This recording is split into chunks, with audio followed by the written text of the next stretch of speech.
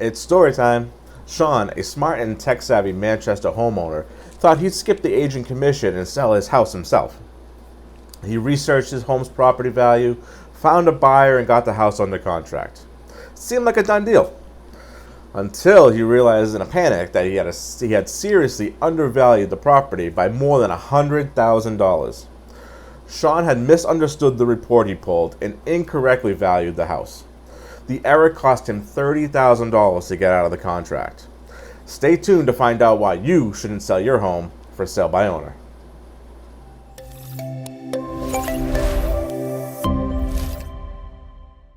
Hey everyone, it's your favorite local realtor, Adambrunelle. It's so nice to see everyone again. Thank you so much for spending a little time with me today. I hope you all have a safe 4th of July weekend. In today's video, I want to talk about trying to sell your home yourself and why that's not a great idea, even in a market like this. Let's jump to it, shall we? Scams happen. Judy, not her real name, in Lowell, Massachusetts, fell in love with a beautiful for sale by owner home. She agreed not to use an agent and paid the homeowner $3,000 in earnest money. Then the homeowner changed his mind. With no contract signed and no receipt, Judy lost all her earnest money. She trusted the homeowner when she should have trusted an agent. For sale by owner scams happen to both buyers and sellers with little recourse besides hiring an attorney. Common scams include fraudulent papers like appraisals, loan documentation, foreign buyer deposit, scammer sends too much in bad check, then requests a refund, purchase through a third party, aka a fake attorney, and asking for personal information. Liability is all on the seller. Everyone makes mistakes. A seller or a buyer who doesn't have the representation of a licensed agent pays for those mistakes. Attorneys can close a real estate transaction, but they don't carry errors and omissions insurance. So if a homeowner, Sandy, lists hardwood floors as a feature and then the buyer discovers it's just wood veneer, chances are Sandy is going to pay for that mistake. An agent would have either caught the mistake or covered it with their E&O insurance. Let's face it, this is a litigious society, so what homeowner wants to be the target for lawsuits? Paperwork is daunting.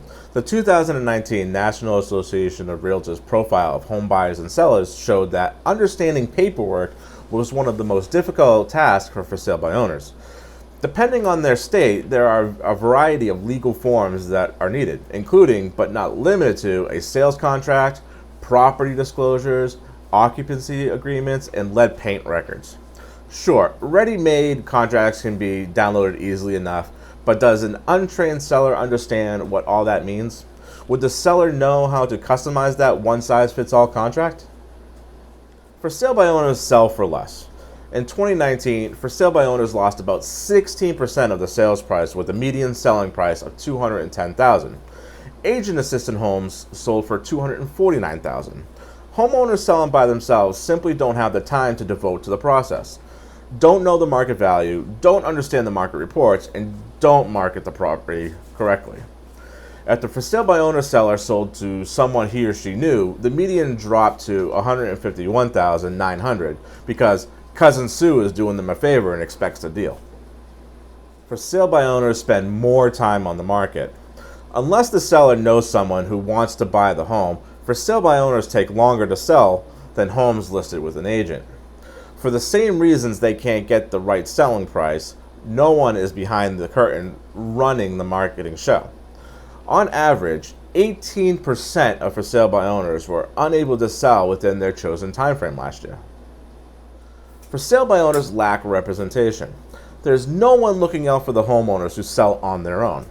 They have no one to call if they have a problem or a question. Dave found this out when he sold his Portsmouth, New Hampshire home himself. Studying for his real estate license, Dave felt confident he could handle the contracts. Then the unexpected happened.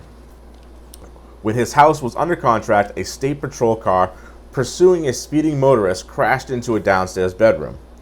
Repairs threatened to push back the closing, and suddenly the buyer was asking for a storage unit, the cost of temporary housing, and more.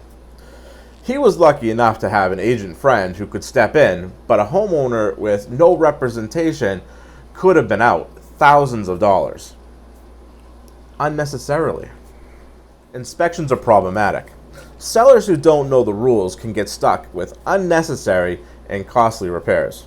When Sue sold her 10-year-old Merrimack, New Hampshire home, after the inspection, the inspector said she needed to change the stairs from the garage to the house because the code had changed.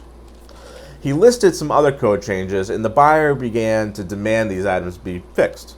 Surprisingly, the inspector didn't know that because these items were to code when the house was built, the seller wasn't responsible for these changes. Marketing is limited. For sale by owners have limited resources to market their home. The 2019 NAR profile of home buyers and sellers showed 42% rely on a yard sign, 32% rely on friends and family, and about 15% use social media. Relying on the neighbors and Uncle Bob's second cousin has its limitations. Even paying for the MLS listing won't be enough because there's no incentive for an agent to bring a buyer to a for sale by owner. Hidden costs add up. The mindset for most for sale by owners is saving money. Chances are these sellers are being nickeled and dimed into pretty big chunk of change. They're paying for a lot of extras: signage, flyers, photography, MLS listing, attorneys, home warranties, home inspection, a wood destroying pest inspection, credit report for buyers, contracts, and the list goes on and on. Time costs the seller money. The biggest cost to a homeowner is their time. You might hear the argument that it doesn't take an agent that much time to sell a house. And honestly, given the technology at our disposal, that's true to an extent. But it will take a homeowner a whole lot longer. They don't have the expertise or the access to the resources agents have.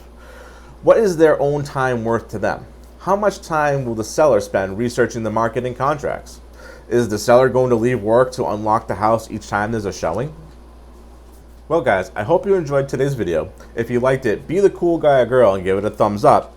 As always, if you have any questions, leave them in the comment section down below and I'll make sure I get back to you. Have a great rest of your day and I'll see you soon. Bye-bye.